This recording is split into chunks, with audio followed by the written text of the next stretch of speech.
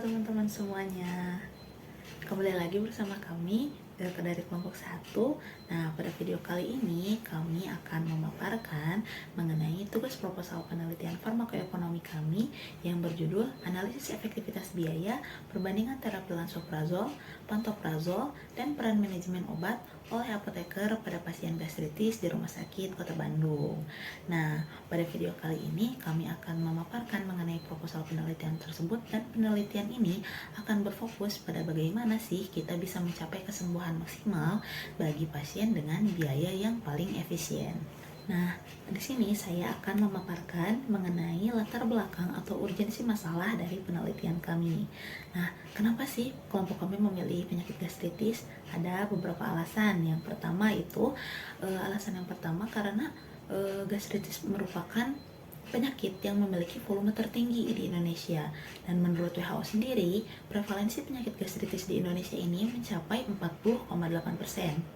Di Jawa Barat sendiri, angkanya itu mencapai 31,2%, dan Kota Bandung itu menyumbang hampir setengahnya dari kasus gastritis di Jawa Barat.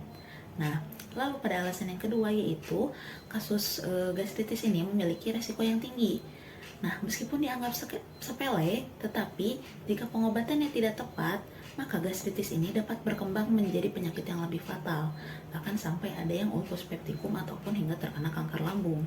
Oleh karena itu, pemilihan terapi ini bukan hanya soal menghilangkan gejala saja, tetapi kita itu harus mempertimbangkan terapi yang tepat.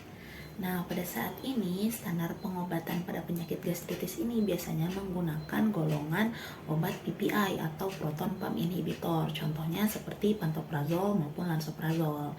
Namun, terdapat beberapa variabilitas yang efektivitasnya lebih besar.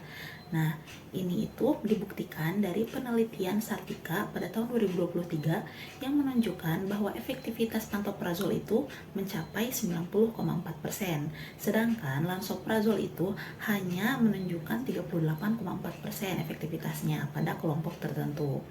Nah, jika dilihat secara ekonomi, biaya pengobatan gastritis ini sangat besar atau high cost ya. Dan memilih obat hanya karena harga satuannya murah itu menjadi tidak relevan jika efektivitasnya rendah, karena akan memicu biaya tambahan akibat adanya kegagalan terapi. Nah, oleh karena itu, kami di sini akan menggunakan metode Cost Effectiveness Analysis atau CEA. Dengan CEA ini, kita tidak hanya mencari obat yang murah, tapi intervensi yang menghasilkan luaran klinis spesifik pada biaya terendah. Dan parameter yang akan kami gunakan yaitu parameter Cost Effectiveness Ratio atau CER untuk menentukan pengobatan mana yang paling memberikan nilai ekonomi yang terbaik bagi rumah sakit. Dan pada penelitian kami ini, kami di sini memasukkan salah satu variabel yang unik, yaitu mengenai intervensi apoteker.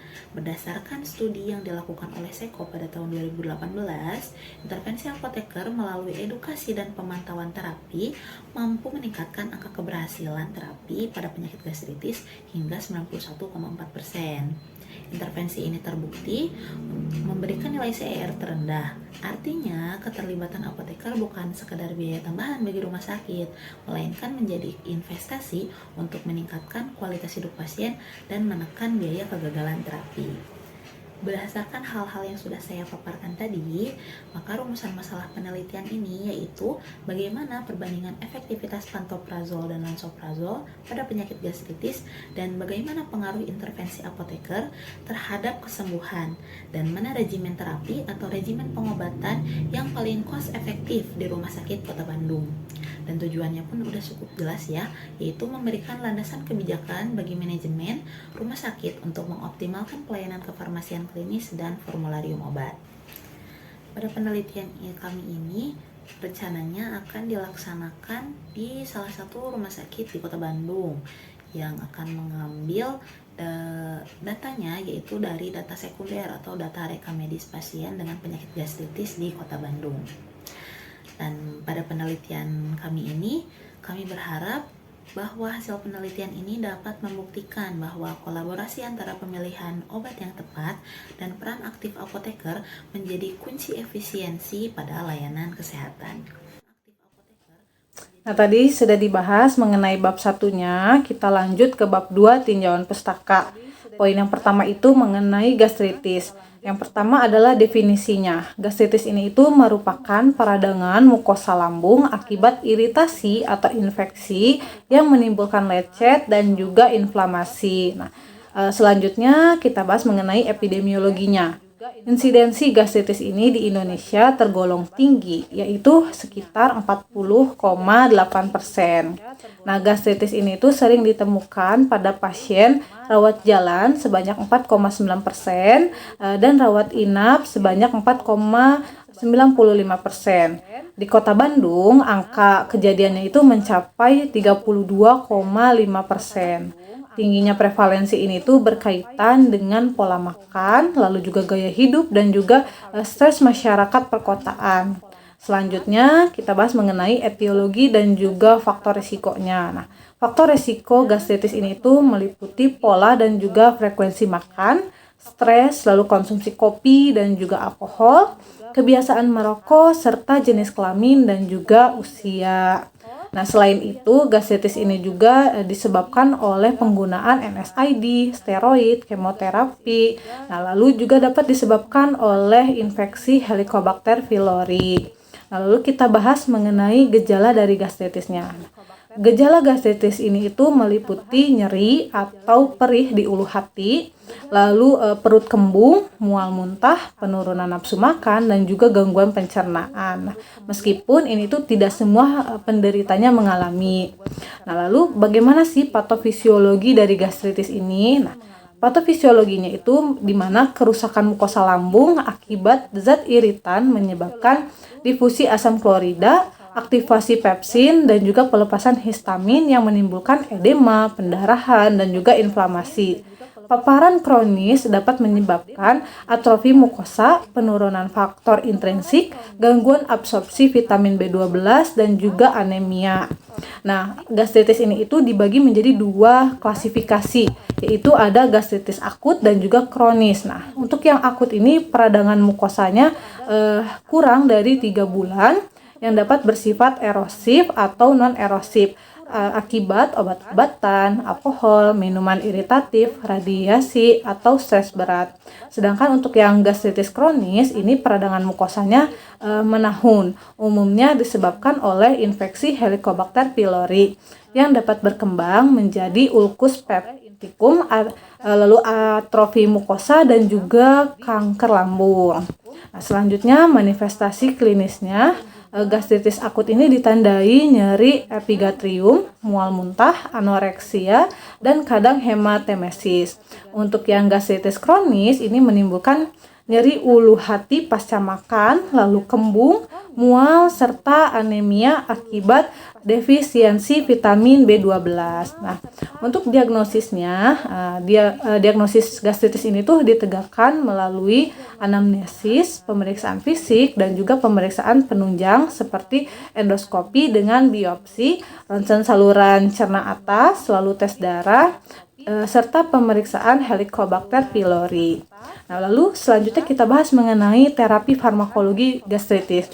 Terapi gastritis ini itu bertujuan untuk mengurangi nyeri, menekan sekresi asam lambung, mempercepat penyembuhan mukosa, dan mencegah komplikasi. Untuk golongan yang pertama itu antibiotik seperti amoxicillin. Itu untuk menghambat dan juga membunuh Helicobacter pylori. Lalu yang kedua itu ada inhibitor pompa proton atau PPI seperti omeprazol, lansoprazol, dan juga pantoprazol. Itu untuk menekan produksi asam lambung. Lalu ada antagonis reseptor H2 seperti ranitidin dan juga famotidin, itu untuk menghambat sekresi asam lambung. Lalu ada PCAB itu seperti vonoprazan untuk menekan asam lambung secara cepat dan juga kuat. Lalu ada antasida itu seperti aluminium hidroksida dan juga magnesium hidroksida, itu untuk menetralkan asam lambung. Dan yang terakhir adalah pelindung mukosa lambung seperti sukrosa, yaitu di mana dia ini melapisi atau melindungi mukosa dari asam dan juga pepsin. Nah, selanjutnya kita bahas mengenai farmakoekonominya. Nah, definisinya itu farmakoekonomi merupakan ilmu yang mengevaluasi aspek klinis, ekonomi, humanistik dengan membandingkan biaya dan juga iuran sebagai intervensi kesehatan. Nah, peran farmakoekonominya itu apa? Yang pertama adalah menentukan terapi efektif dengan biaya yang optimal. Lalu yang kedua, mengendalikan biaya pengobatan. Yang ketiga adalah mendukung keputusan klinis. Yang keempat adalah mengoptimalkan sumber daya kesehatan. Yang kelima adalah mendukung evaluasi kebijakan kesehatan. Nah, lalu selanjutnya poin berikutnya adalah perspektif dari farmakoekonomi. Ini ada 3. Yang pertama adalah perspektif masyarakat, yaitu mencakup seluruh biaya dan juga manfaat. Lalu ada perspektif kelembagaan, berfokus pada biaya medis langsung. Dan yang terakhir adalah perspektif individu, yaitu menilai biaya yang ditanggung oleh pasien. Nah, selanjutnya poin berikutnya adalah metode analisis farmakoekonomi. Ini ada 4. Yang pertama adalah analisis minimalisasi biaya atau AMIB, digunakan bila efektivitasnya itu setara. Lalu yang kedua ada analisis efektivitas biaya atau AEB, digunakan bila iurannya itu berbeda. Lalu yang ketiga ada analisis utilitas biaya atau AUB, ini berdasarkan kualitas hidup. Dan yang terakhir adalah analisis manfaat biaya atau AMB, yaitu menilai biaya dan juga manfaat dalam moneter. Nah, untuk poin berikutnya akan dipaparkan oleh rekan saya. Hai, saya dengan Siti Witarsa. Di sini saya akan melanjutkan bab 2 proposal penelitian, yaitu tentang tunjangan pustaka. Biaya dalam farmakonomi. Nah, biaya dalam farmakonomi ini tidak hanya mencakup uang, tetapi juga menghitung biaya yang hilang akibat penggunaan sumber daya dalam suatu kesehatan yang dikenal sebagai biaya kesehatan. Nah, biaya kesehatan ini dibagi menjadi biaya langsung dan biaya tidak langsung. Ada juga biaya nurujud seperti rasa sakit dan biaya kehilangan pengeluaran yang dihindari dengan intervensi kesehatan. Nah, semua ini harus diperhitungkan dalam analisis biaya. Selanjutnya ada definisi dari hasil pengobatan outcome. Nah, hasil pengobatan dalam farmakonomi ini diukur dalam 2 cara. Yang pertama ada efektivitas peningkatan kesehatan yang dapat diukur dan utilitas beberapa banyak tambahan tahun hidup sehat yang didapat. Dalam kajian farmakonomi ini, biaya selalu dikaitkan dengan hasil pengobatan dan semakin rendah biaya untuk hasil yang diinginkan, semakin efektif suatu terapi. Nah, selanjutnya ada analisis efektif biaya atau sebut juga AEB.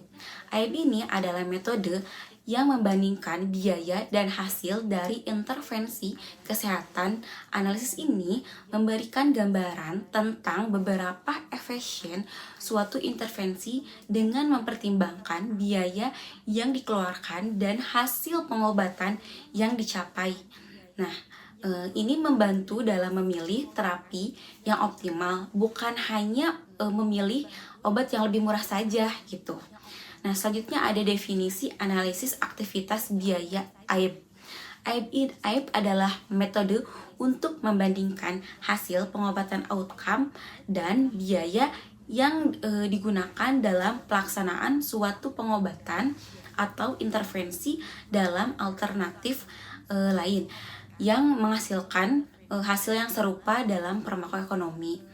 Nah, AEB juga digunakan untuk menentukan mana intervensi yang paling efisien dan menguntungkan secara biaya. Nah, peran AEB ini dalam pemilihan intervensi. Nah, dalam AEB ini berperan penting dalam membantu memilih intervensi kesehatan yang paling efisien, membantu dalam membandingkan alternatif terapi dan menentukan mana yang memberikan manfaat terbaik untuk biaya yang dikeluarkan. Meskipun tidak selalu berarti memilih yang lebih murah. Nah, selanjutnya ada outcome kesehatan dalam AEB. Nah, dalam AEB, hasil pengobatan diukur dalam suatu yang menggambarkan efek terapi seperti quality, adjust life, years atau kali. Nah, hasil klinis seperti penyembuhan gejala atau peningkatan nafsu makan menjadi dasar dalam peningkatan efektivitas biaya. Selanjutnya ada peran AEB dalam farmakoekonomi. Analisis efektif biaya ini digunakan untuk membandingkan dua atau lebih intervensi yang menghasilkan efek berbagai dengan mengukur biaya dan hasil. Nah, AEB ini membantu memilih intervensi yang paling efisien dan memberikan manfaat maksimal dengan biaya yang lebih rendah gitu. Nah, selanjutnya ada biaya dan indikator kesehatan dalam analisis efektif biaya. Pada analisis efektif biaya diukur dalam unit moneter, sedangkan hasil pengobatan diukur dalam unit alamiah seperti pengurangan gejala atau pencegahan kematian.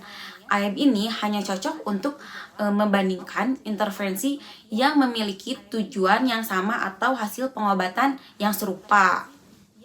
Nah, selanjutnya juga ada rasio aktivitas biaya. Nah, rasio yang digunakan dalam AEB ini adalah ACER, Average Cost Effectiveness Ratio, dan ISER yaitu Incremental Cost Effectiveness Ratio atau ACER, menjadi biaya per unit efektivitas ini, sedangkan ISER membandingkan biaya tambahan untuk seperti perubahan satu unit efektivitas saat membandingkan dua terapi. Nah, selanjutnya ada alternatif pembanding. Nah, dalam pengobatan gastritis ini, alternatif pengobatan seperti lansoprazol dan pantoprazol yang dibandingkan keduanya adalah obat yang menghambat produksi asam lambung. Nah, namun memiliki dosis dan profil farmakonomi yang berbeda. Studi AEB ini membantu memilih terapi dengan biaya yang lebih efisien dan rasio yang lebih optimal. Nah, selanjutnya ada terapi lansoprazol nih. Lansoprazol adalah obat golongan proton pump inhibitor atau PPI yang menghambat produksi asam lambung. Dosis yang umum digunakan adalah 15-30 mg per hari selama 4 minggu. Nah, meskipun efek samping yang umum termasuk adalah golongan saluran cerna seperti mual dan diare. Nah, selanjutnya ada terapi pantoprazol. Pantoprazol juga merupakan PPI yang mengurangi produksi asam lambung dan membantu penyembuhan mukos lambung. Dosis yang umumnya adalah digunakan 20-40 mg per hari selama 4 minggu. Efek samping mirip dengan lansoprazol seperti sakit kepala dan gangguan pencernaan. Selanjutnya ada intervensi apoteker. Nah, intervensi apoteker berfokus pada peningkatan kepatuhan pasien dalam pengobatan gastritis. Nah, peran apoteker ini memberikan edukasi mengenal penggunaan obat yang tepat dan membantu kepatuhan pasien untuk memastikan hasil pengobatan yang optimal dan mengurangi gejala terapi. Nah, di sini juga ada perbedaan lansoprazol dan pantoprazol dalam terapi gastritis. Nah, lansoprazol dan pantoprazol ini memiliki aktivitas yang serupa dalam mengatasi gastritis. Nah, perbedaannya terletak pada dosis dan profil farmakonomi yang mengganggu biaya terapi. Dan AEB ini kita bisa memilih terapi yang memberikan hasil klinis optimal dengan biaya golongan yang efisien. Selanjutnya ada perbandingan terapi farmakologi dan intervensi apoteker. Nah, selain membandingkan obat-obatan, penelitian ini juga meningkatkan peran intervensi apoteker dalam meningkatkan kepatuhan pasien, meskipun intervensi apoteker membandingkan biaya terapi tetapi dapat mengurangi biaya jangka panjang dengan meningkatkan efektivitas pengobatan dan mencegah kegagalan terapi. Begitu, terima kasih. Assalamualaikum warahmatullahi wabarakatuh. Perkenalkan, nama saya Alivia Salsabila. Di sini saya akan menjelaskan sedikit tentang metode rancangan penelitian dari kelompok kami. Yang pertama itu bentuk rancangan penelitian. Nah, penelitian yang kelompok kami ambil itu adalah penelitian observasional analitik dengan pendekatan farmakoekonomi, analisis efektivitas AIB, yang membandingkan terapi lansoprazol versus pantoprazol pada pasien gastritis dengan mempertimbangkan intervensi apoteker serta desain retrospektif menggunakan data pasien sebelumnya dengan analisis ASER dan ISER.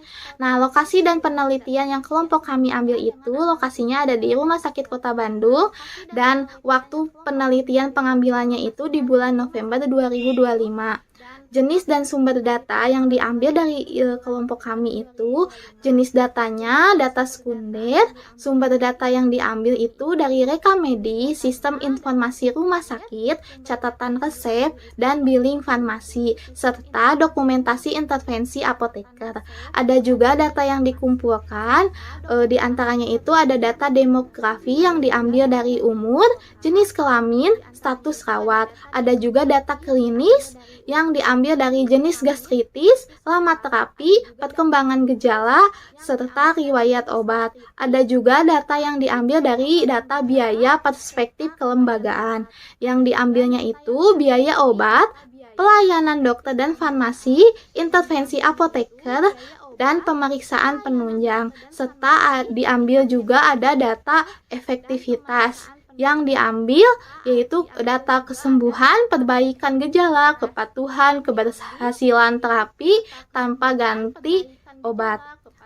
Dan selanjutnya di sini juga ada time horizon. Time horizon yang kelompok kami ambil itu yaitu 4 minggu jangka pendek ya, sesuai standar terapi PPI, yaitu lansoprazol 15-30 mg per hari dan pantoprazol 20-40 mg per hari. Nah, fokusnya ini itu pada outcome klinis langsung, bukan komplikasi jangka panjang.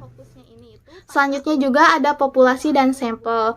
Populasi yang kami ambil itu seluruh pasien gastritis yang mendapat lansoprazol dan pantoprazol di Rumah Sakit Kota Bandung selama November 2025. Dan ada juga sampel yang kelompok kami ambil itu adalah pasien yang memenuhi kriteria inklusi dan eksklusi. Nah, kriteria inklusinya ini itu yaitu gastritis akut atau kronis usia lebih dari 18 tahun, ada terapi lansoprazol atau pantoprazol, data biaya terapi dan outcome lengkap, serta mendapat pelayanan kefarmasian. Nah, sedangkan kriteria yang eksklusi itu yang kelompok kami ambil yaitu ada komplikasi berat, pendarahan, kanker perforasi, ada juga penyakit penyerta berat seperti gagal ginjal, terminal, kanker, dan lain-lainnya, serta data yang tidak lengkap. Selanjutnya di sini ada teknik sampling. Nah, teknik sampling yang kelompok kami ambil itu adalah purposive sampling ya, berdasarkan kesesuaian tujuan penelitian, kelengkapan data, dan relevan klinisnya itu sendiri. Analisis pola penggunaan obat dalam penelitian ini dilakukan secara deskriptif untuk menggambarkan karakteristik penggunaan terapi proton pump inhibitor atau PPI pada pasien gastritis di Rumah Sakit Kota Bandung. Pola penggunaan obat yang dianalisis meliputi jenis PPI yang digunakan, dosis dan frekuensi pemberian, rute pemberian, lama penggunaan obat, serta kesesuaian penggunaannya dengan pedoman pengobatan gastritis. Evaluasi dosis, frekuensi, rute pemberian, dan durasi terapi dilakukan untuk menilai ketepatan penggunaan obat sesuai kondisi klinis pasien, serta dampaknya terhadap efektivitas terapi dan efisiensi biaya.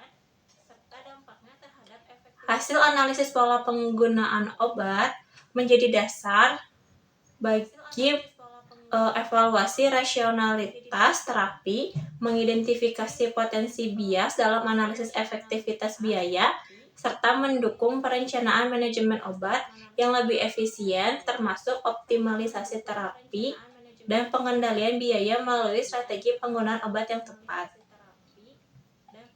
Alternatif terapi dalam penelitian ini adalah lansoprazol dan pantoprazol. Penetapan kriteria alternatif dilakukan berdasarkan pendekatan farmakoekonomi dan klinis, yang meliputi yang pertama ada efektivitas klinis, yang terdiri dari perbaikan gejala gastritis selama waktu perbaikan serta penurunan keluhan dari gastritis. Yang kedua, ada biaya pengobatan, yaitu biaya obat utama, biaya obat pendukung, serta biaya rawat jalan atau rawat inap. Lalu yang ketiga ada keamanan terapi, yang terdiri dari efek samping yang muncul, kejadian efek samping yang memerlukan terapi tambahan. Lalu yang keempat ada kepatuhan penggunaan obat, ketepatan dosis dan frekuensi, serta lama penggunaan sesuai resep. Alternatif terapi dengan biaya paling rendah dan efektivitas paling tinggi ditetapkan sebagai terapi yang paling cost efektif. Alternatif terapi yang dibandingkan dalam penelitian ini adalah terapi menggunakan lansoprazol dan terapi menggunakan pantoprazol. Kedua obat ini dipilih karena merupakan jenis proton pump inhibitor atau PPI yang sering digunakan dalam pengobatan penyakit gastritis serta memiliki perbedaan dalam hal efektivitas dan biaya. Oleh karena itu, kedua alternatif ini relevan untuk dianalisis dalam penelitian tentang efektivitas biaya. Kriteria alternatif terapi ditentukan berdasarkan pendekatan farmakoekonomi serta klinis, yaitu efektivitas klinis, biaya pengobatan, keamanan terapi, serta kepatuhan dalam penggunaan obat. Efektivitas klinis dinilai berdasarkan tingkat perbaikan gejala gastritis, durasi waktu hingga terjadi perbaikan, serta penurunan keluhan utama seperti nyeri ulu hati, mual, dan muntah. Parameter tersebut digunakan untuk mengevaluasi seberapa baik masing-masing terapi mampu memberikan hasil yang optimal kepada pasien. Dari segi biaya pengobatan, penilaian dilakukan dengan menghitung biaya langsung medis.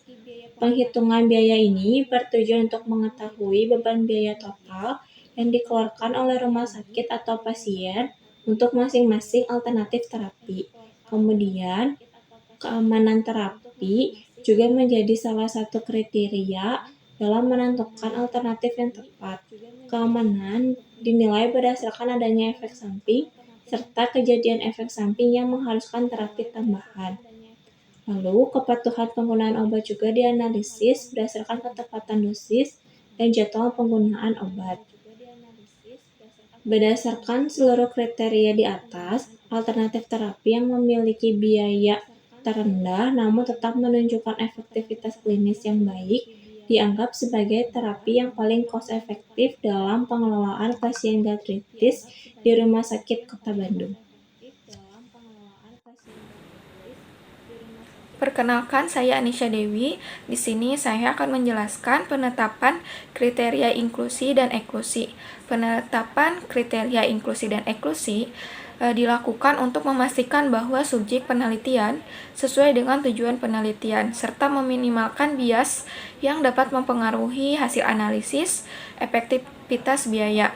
Nah, kriteria ini disusun berdasarkan karakteristik klinis pasien gastritis dan kesesuaian dengan terapi obat pompa proton inhibitor atau PPI yang dianalisis, yaitu lansoprazol dan pantoprazol, serta intervensi manajemen obat oleh apoteker. Nah, kriteria inklusi dalam penelitian ini, yang pertama, pasien yang terdiagnosis gastritis berdasarkan catatan medis dokter, baik gastritis akut maupun gastritis kronis. Yang kedua, pasien rawat jalan atau rawat inap di Rumah Sakit Kota Bandung selama periode penelitian. Kemudian yang ketiga, pasien yang mendapatkan terapi pompa proton inhibitor berupa lansoprazol atau pantoprazol sebagai terapi utama gastritis. Kemudian yang keempat, pasien berusia di atas 18 tahun dengan pertimbangan kestabilan dosis dan respon terapi pada pasien dewasa. Kemudian yang kelima, pasien yang memiliki data rekam medis lengkap meliputi identitas pasien, diagnosis, jenis dan dosis obat, lama terapi, serta iuran klinis yang diamati.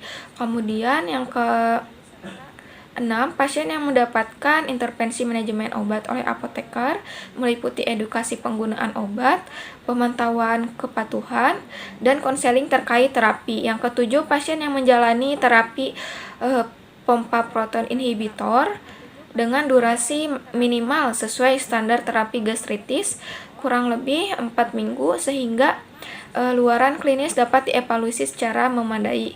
Nah, itu untuk kriteria inklusi. Kemudian yang kedua, penetapan kriteria eklusi. Adapun kriteria eklusi dalam penelitian ini adalah yang pertama, pasien dengan diagnosis penyakit saluran cerna lain yang dapat mempengaruhi luaran klinis seperti ulcus pepticus complicata, kanker lambung, atau gastroesophageal reflux disease atau GERD berat. Kemudian yang kedua, pasien yang mendapatkan terapi kombinasi PPI dengan obat lain yang berpotensi mempengaruhi efektivitas terapi secara signifikan seperti potasium competitive acid blocker atau PCAB. Yang ketiga, pasien dengan penyakit penyerta berat seperti gagal ginjal kronik stadium akhir, gagal hati berat, atau keganasan yang dapat mempengaruhi biaya dan outcome terapi. Yang keempat, pasien dengan data rekam medis yang tidak lengkap atau tidak dapat dianalisis secara farmakoekonomi.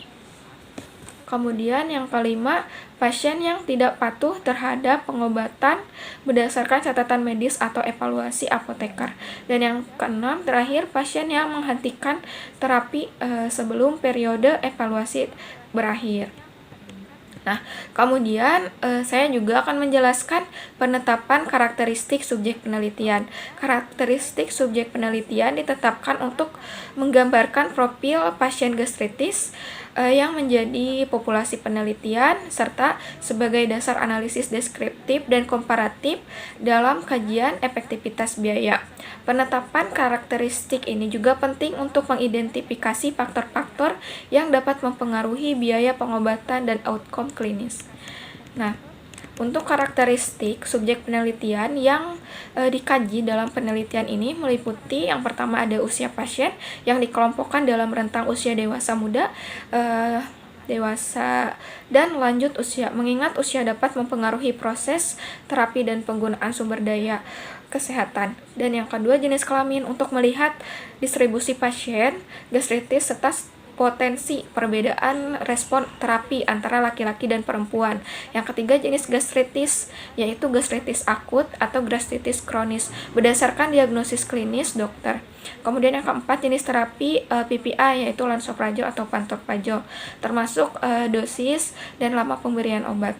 Kemudian yang kelima, status rawat pasien, meliputi rawat jalan atau rawat inap yang berhubungan langsung dengan besarnya biaya medis langsung. Kemudian yang keenam, luaran klinis atau outcome yang dinilai berdasarkan perbaikan gejala gastritis seperti nyeri ulu hati, mual, muntah, perut kembung, serta peningkatan nafsu makan sesuai dengan data rekam medis. Yang ketujuh, intervensi apoteker meliputi bentuk edukasi, kemudian pemantauan kepatuhan dan konseling penggunaan obat yang diterima pasien selama terapi.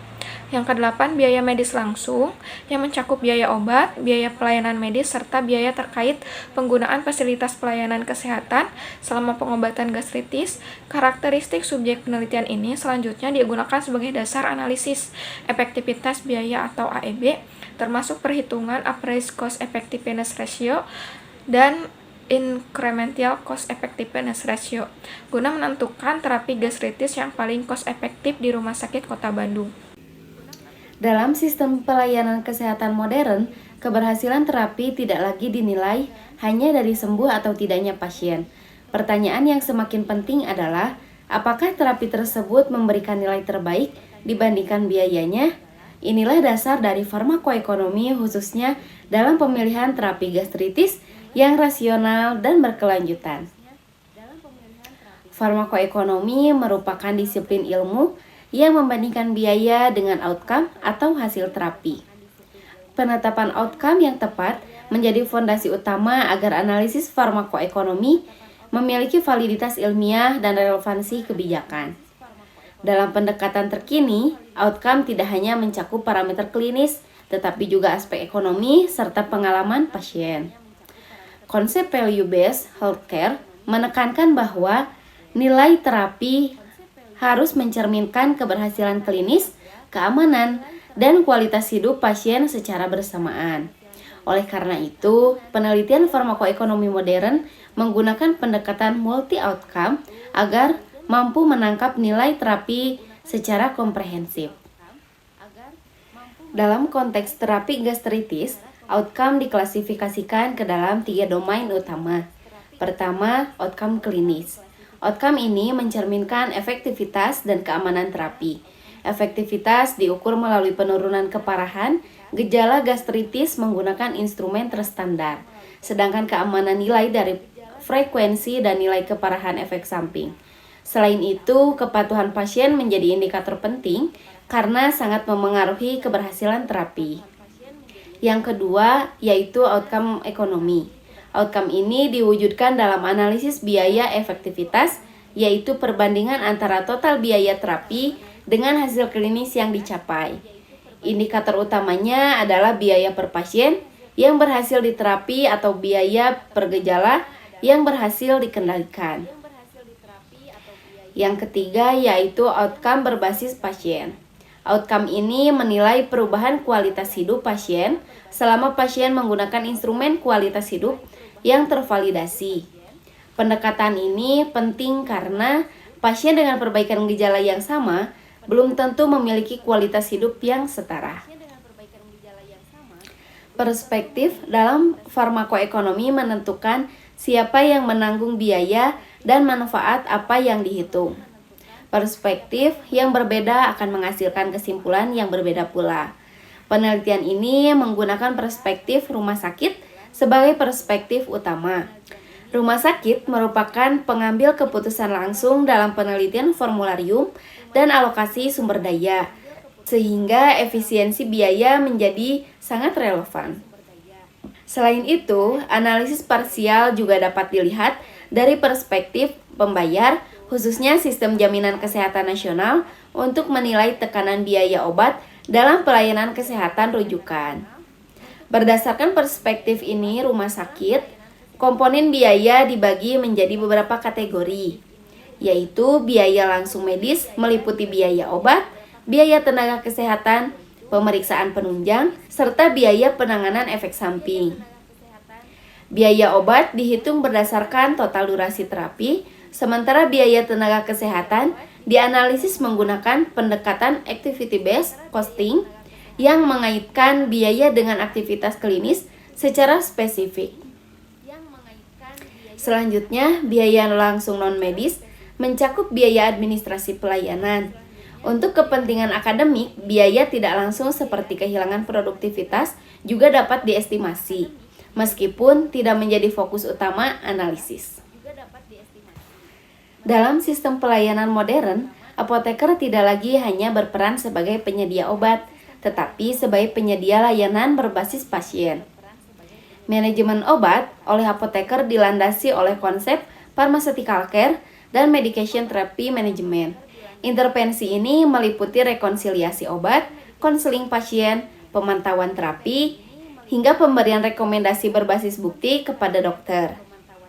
Pendekatan ini bersifat sistematis dan terukur sehingga memungkinkan evaluasi dampaknya terhadap outcome klinis, kepatuhan pasien, dan efisiensi biaya. Dengan demikian, peran apoteker dapat dinilai tidak hanya secara klinis tetapi juga secara ekonomi.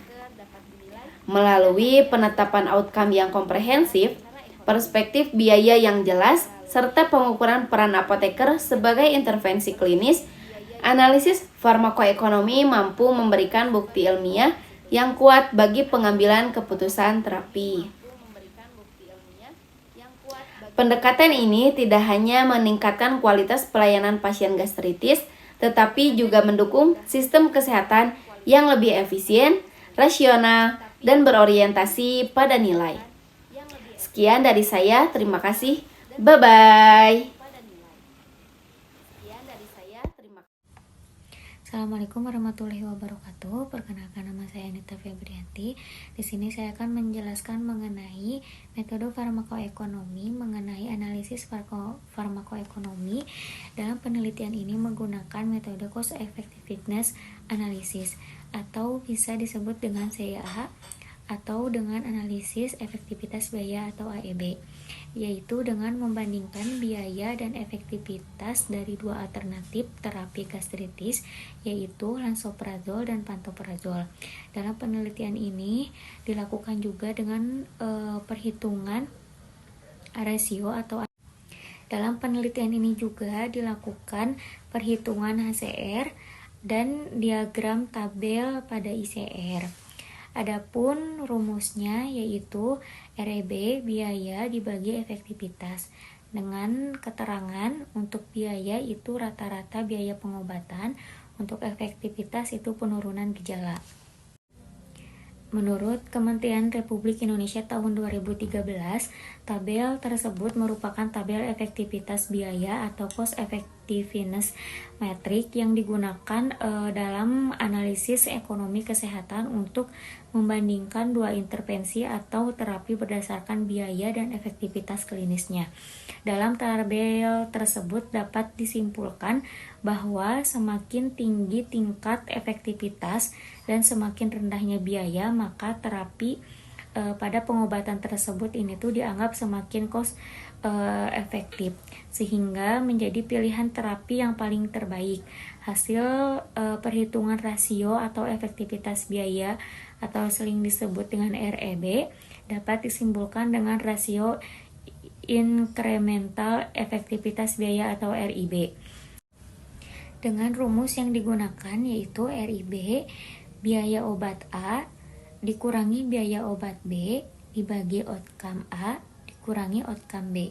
Nah, jadi jika hasil perhitungan ICR ini bernilai negatif atau semakin kecil, maka alternatif obat tersebut itu dianggap lebih efektif dan lebih hemat biaya.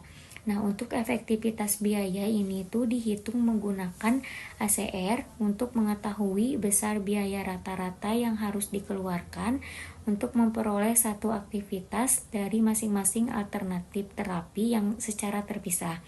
Perhitungan ACR dilakukan dengan rumus ACR total biaya terapi dibagi efektivitas terapi, dengan keterangan untuk biaya itu rata-rata biaya terapi, untuk efektivitas yaitu outcome atau efek terapi obat atau lama rawat inapnya. Selanjutnya dilakukan perhitungan ICR untuk membandingkan dua alternatif terapi secara langsung dengan menghitung tambahan biaya dan selisih efektivitas antara lansoprazol dan pantoprazol. ICR ini tuh dihitung dengan membandingkan selisih biaya dan efektivitas antara dua terapi tersebut. Untuk rumus ICR tersebut yaitu ICR biaya terapi B dikurangi biaya terapi A dibagi efektivitas terapi B dikurangi efektivitas A.